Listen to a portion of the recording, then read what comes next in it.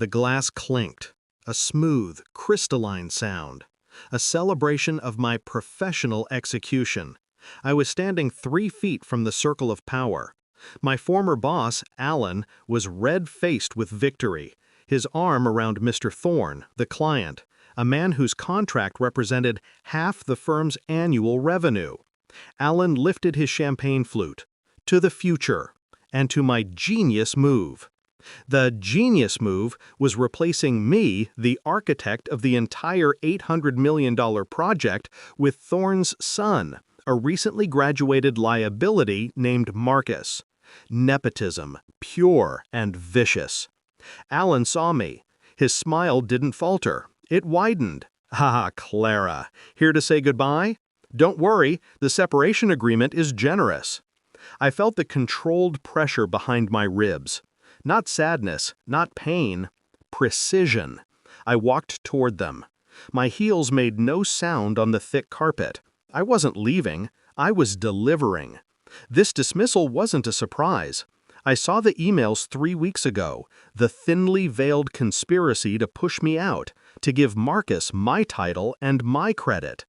Alan was leveraging my expertise one last time before discarding me to solidify the client relationship. They mistook my silence for submission. They mistook my methodical 20-hour workdays for loyalty. It was preparation. Marcus, basking in the reflected glory, raised his own glass. The idiot. I stopped beside the elder Mr. Thorne. I didn't acknowledge Alan or Marcus. My gaze was fixed only on the client. "Congratulations," I said, my voice low, utterly devoid of warmth. I didn't raise my glass. I reached into the inner pocket of my tailored blazer and pulled out a single folded sheet of paper. It wasn't flimsy. It was heavy bond. I placed it into Mr. Thorne's hand. His smile, moments before buoyant, became strained, confused. "What is this, Clara?" he asked. "It's the non-compete addendum," I stated simply. "The one you insisted on to protect your proprietary methodologies. The one I drafted." Mr. Thorne unfolded the paper. The header was bold, official. His eyes scanned the document, moving past the boilerplate down to the final section. The section I had slipped in 6 months ago. The insurance. The document stipulated that the core architectural team, namely myself, had to approve any transfer of proprietary project information to a new lead. It also stated that any individual who violated the firm's internal data security protocol during such a transition was immediately subject to personal liability under the same non-compete. Mr. Thorne's hand began to shake. He lifted his head, his face a mask of dawning, cold horror. He looked past me, not at Alan, but at his own son.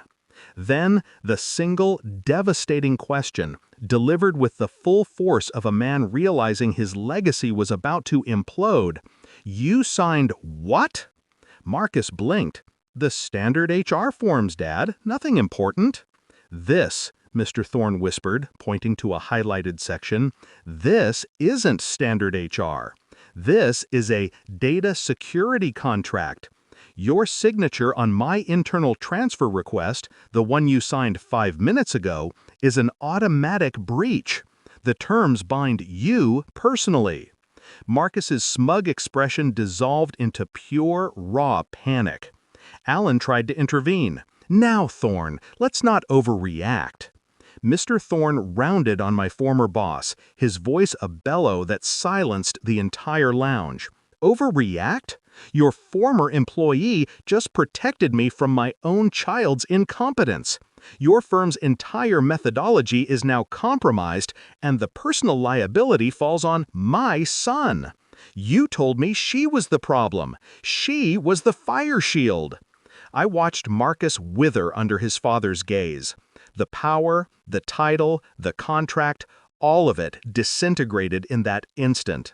His ruin was precise. Public shaming, legal entanglement, and the total, irreparable loss of his father's respect and inheritance. I turned to leave. No farewell, No vindication needed.